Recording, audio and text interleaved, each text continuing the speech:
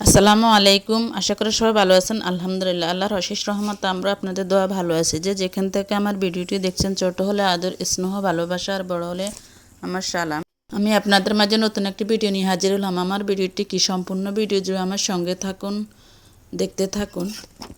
আমার ভিডিওটি শুরু করা আজকে সকালে নাস্তা থেকে। আমি সকালে বাচ্চাদের জন্য পরোটা তৈরি করে নিতেছি। আজকে কদিন এই মানে অনেক কিছু দিয়ে নাস্তা করা হয়েছে। ফাহাদে বলতেছে আজকে সে পরোটা খাবে, তাই আজকে তার জন্য পরোটা তৈরি করে নিতেছি। আর সাথে তৈরি করে নিব চা, তরকারিও আছে। বলতেছে ও দুধ চা দিয়ে, ওরা দুধ চা দিয়ে নাস্তা করবে, তাই এখানে আমি তৈরি করে নিতেছি দুধ চা। এই দেখুন আমার দুধ চাটা হয়ে গেছে। তো এখন আমি রাহি, পাহাদ, রূপাইদা ওদের জন্য আমি এই চাটা করে নিতেছি। আমার নাস্তা রেডি হয়ে গেল দেখুন।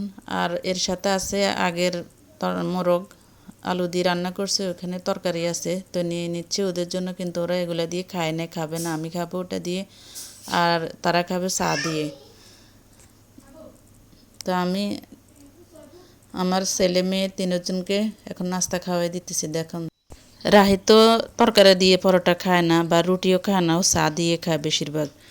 আর পাহাদকে যদি আমি খাওয়াই দিই তাহলে পাহাতে তরকারি দিয়ে খায়, কিন্তু আজকে বলতেছে না, সে তরকারি দিয়ে খাবে না, সে দুধ চা দিয়ে খাবে। আর সাথে রূপাইদাও একটু মুখে নিছে, কিন্তু ওরে নিয়ে খুব ঝামেলা হয়। নাস্তা বলেন, ভাত বলেন, সব কিছু নিয়ে ওরে নিয়ে খুব ঝামেলা করে খাওয়ার জন্য। এখন দেখতেছি ভাই বোনের সাথে খায় কি না। এখানে একটু মুখে দিছে, এরপর আমার অনেক কষ্ট হয়েছে খাওয়াইতে। তো আমি ওদেরকে নাস্তাটা খাওয়াই দিচ্ছি। ততক্ষণ পর্যন্ত সবাই সঙ্গে থাকুন, নাস্তা খাওয়া শেষ।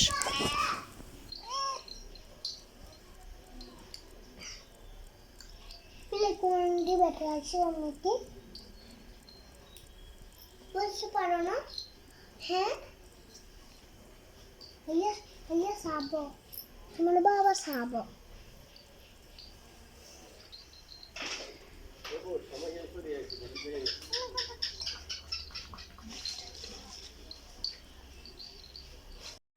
এই দেখুন এখানে নিম পাতা, ডাক্তার বলছে ওকে নিম পাতা দিয়ে সিদ্ধ করে গোসল করে দেওয়ার জন্য, কিন্তু অনেক খোঁজাখুঁজি করছে, নিম পাতাটা পাইনি। এই সামান্য এতটুক পাইছে। তাই এগুলো আমি এখন ব্লেন্ড করে নিয়ে নিচ্ছি, নিয়ে সারা শরীরে দিয়ে দিব। কারণ বেশি যদি পাইতাম তাহলে সিদ্ধ করে পানিটা গায়ে দিতাম। এখন পাইনি, বন্যায় সব গাছ মারা গেছে, কোথায় খুঁজে পাওয়া যায় না এখন। তাই যেতটুকু পাইছে এটুকু এখন ব্লান করে নিয়ে নিচ্ছে, নিয়ে এখন পাহাদের গায়ে ওর বাবা সুন্দর করে লাগাই দিতেছে। সবাই আমার ছেলেটার জন্য দোয়া করবেন, অতি তাড়াতাড়ি সেজন্য সুস্থ হয়ে যায়। আমার আজ কদিন খুব কষ্ট হচ্ছে ওরে নিয়ে।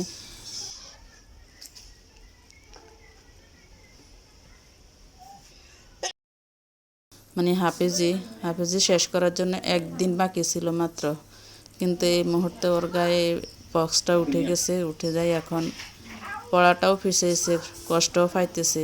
তো সবাই আমার ছেলের জন্য দোয়া করবেন যেন অতি তাড়াতাড়ি অসুখটা সুস্থ হয়ে যায়। আল্লাহ যেন তাকে অতি তাড়াতাড়ি সুস্থ করে দাও। আল্লাহ তুমি আমার ছেলেকে অতি তাড়াতাড়ি সুস্থ করে দাও। সবাই আমার ছেলেটার জন্য দোয়া করবেন। শুধু একদিন বাকি ছিল, এই মুহূর্তে তার এই অসুস্থতা দেখা দিয়েছে। কি করব, অসুখ আল্লাহর অশেষ নিয়ামত। অসুখ তো আল্লাহর অশেষ নিয়ামত, আল্লাহ খুশি হয়েছে এই জন্য দিয়েছে। না হয় একদিন বাকি ছিল, এই মুহূর্তে দিয়েছে আল্লাহ, আবার সুস্থ করবেও আল্লাহ। আল্লাহর কাছে অশেষ নিয়ামত, এটা আমি শুক্রিয়া আল্লাহর দরবারে। যাক, আল্লাহ সুস্থ করে দিব। তো সবাই দোয়া করবেন আমার ছেলেটা যেন সুস্থ হয়ে যায়। তো এই যে নিম পাতাগুলো পুরো শরীরে দেওয়া হয়েছে। এর আগে যে সাদা সাদা ছিল ওটা কেনামেল গায়ের মধ্যে দিতাম, এখন নিম পাতাটা দিছি এর উপরে। এখন দিয়ে এখন ওকে রোদে একটু বসাই রাখছি। দেখেন খুব দুষ্টামি করতেছে। তো কতক্ষণ রোদ্রে শুকাই, এরপরে ওকে গোসল করাই দিব। এই যে রোদ্রে শুকিয়ে গেছে, এখন গরম কুসুম কুসুম গরম পানি দিয়ে ওকে গোসল করাই দিব।